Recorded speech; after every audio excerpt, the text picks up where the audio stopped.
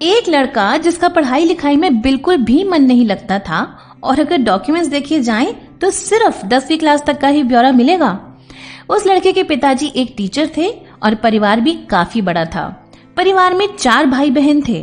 परिवार की फाइनेंशियल स्थिति ठीक ना होने की वजह से वो खुद के खर्चे के लिए और अपने पिता की जरूरतों को पूरा करने के लिए छोटे मोटे काम करने लगा। सबसे पहले उसने फल और नाश्ता बेचने का काम शुरू किया, पर उस काम में कुछ खास मुनाफा नहीं हुआ। उसके बाद छुट्टियों के दिनों में गिरनार पर्वत पर आने वाले तीर्थ यात्रियों को चाट पकौड़े बेचकर थोड़े फायदे में काम करने लगा। पर यह व्यापार पूरी तरह से पर्यटकों पर निर्भर था, इसीलिए साल के कुछ समय तो अच्छा चलता था, बाकी समय में कोई खास मुनाफा नहीं होता था, जिसके चलते उसने इस व्यापार को भी बंद कर दिया। इन दोनों ही कामों में कुछ खास सफलता नहीं मिलने के बाद उसके पिताजी ने उसे नौकरी करने की सलाह दी, जिसके बाद वो नौकरी करने यमन चला गया। उस समय उस लड़के की उम्र महज 16 साल की थी। पहला जॉब एडन शहर में ए बेसी नामक कंपनी में मात्र 300 रुपए प्रति महीने की सैलरी पर ज्वाइन किया।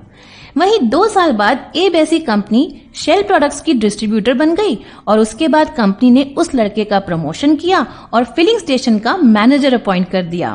कहते हैं ना, हुनर की झलक बचपन से ही खुद ब खुद दिखने लग जाती है। बच्चा शुरू से ही बिजनेस माइंडेड था। जब वो नौकरी कर रहा था तभी से उसकी दिलचस्पी बिजनेस की तरफ बहुत ज्यादा थी। वो हमेशा बिजनेस करने के बारे में सोचता था और बिजनेस के नए नए तरीकों की तलाश में रहता था। बिजनेस की तरफ उसका पैशन तब सामने आया जब उस दौर के बड़े बड़े बिजनेसमैन की बातें सुनने और व्यापार की बारीकियों को समझने के लिए 1 रुपया खर्च कर चाय पीने जाता था, जबकि वो जिस कंपनी में काम करता था वहां महज 25 पैसे में चाय मिलती थी।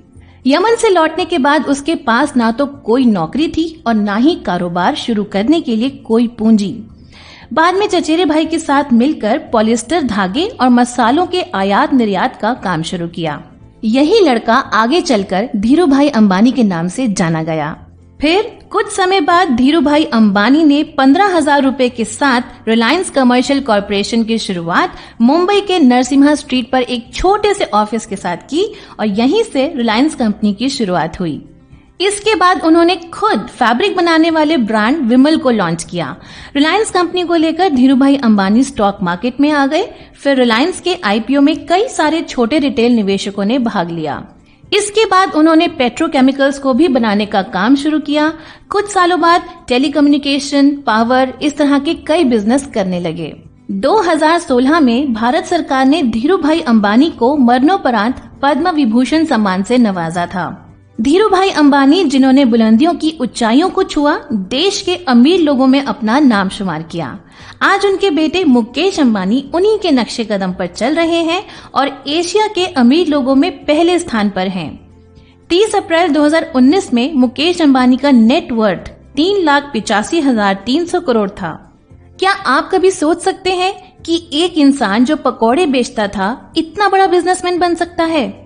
उन्होंने बताया कि आपके ज्ञान के सामने डिग्री का कोई वजूद नहीं है, सिर्फ और सिर्फ आपका दृढ़ विश्वास और लगन मायने रखती है, जिसके बलबूते आप कामयाबियों का हर शिखर पार कर सफलता पर काबिज हो सकते हैं।